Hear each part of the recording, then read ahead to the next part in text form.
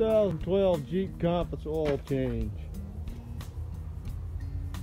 5W20. There's your dipstick to check your oil with.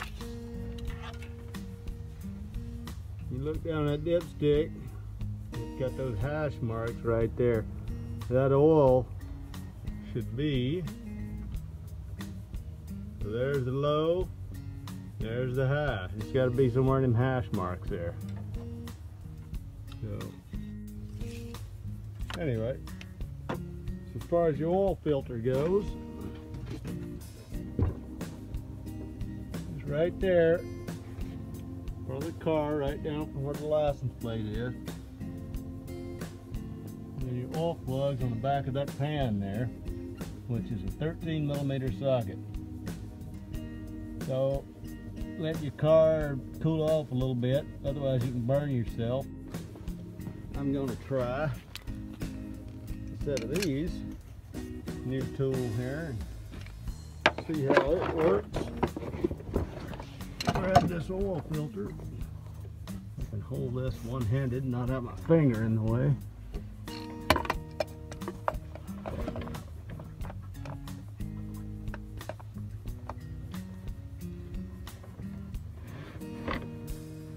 And what do you know? That works good. I really like these. So they're an adjustable. Got a slip jaw in it. And they're offset some, so that works great. Anyway, we'll pull that plug out, let it quit dripping in the oil pan, pull the filter out, follow the instructions on it. Put about 4 quarts of oil in there and check it. Thing to check when you pull your oil filter off, make sure that rubber gasket is on that filter. If you don't see it on that filter, that means it's stuck on the car.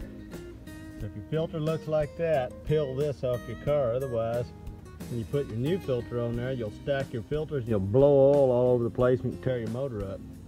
I'm putting full synthetic 20W50 in there. It's a high mileage car. I got like 187,000. Putting a Wix XP, so 57060 XP.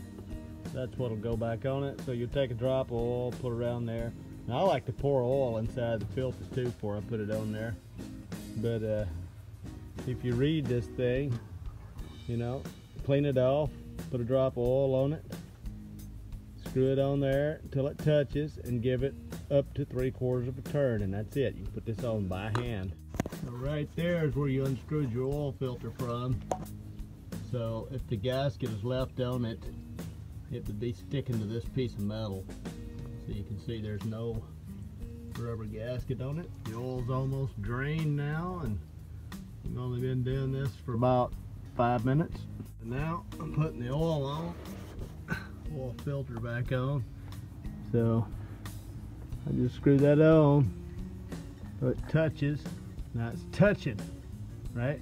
So 3/4 of a turn. So that's it. That's all you need to do. If you put it on tighter, you can get it on tighter, but you're going to have a really hard time getting it off. You'll end up tearing everything up.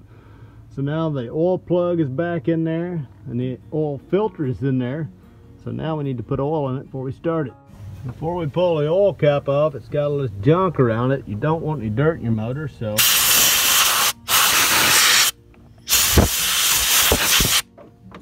get all that garbage out of there, and then we'll pour the oil in it. That ended up taking about 5 quarts. I looked online, they said 5-quart capacity, so I don't know if you can see that. It's kind of hard to do here. So I did put quite 5 quarts in it because I'm not on a level surface, but it's above the E there. You can see how the oil shines back and forth. So it's in the safe range. So we'll wait till I'm on a level surface to add the rest of it. But you know, we got a little bit left in this container here. Anyway, that's all there is to it. So anybody can do it.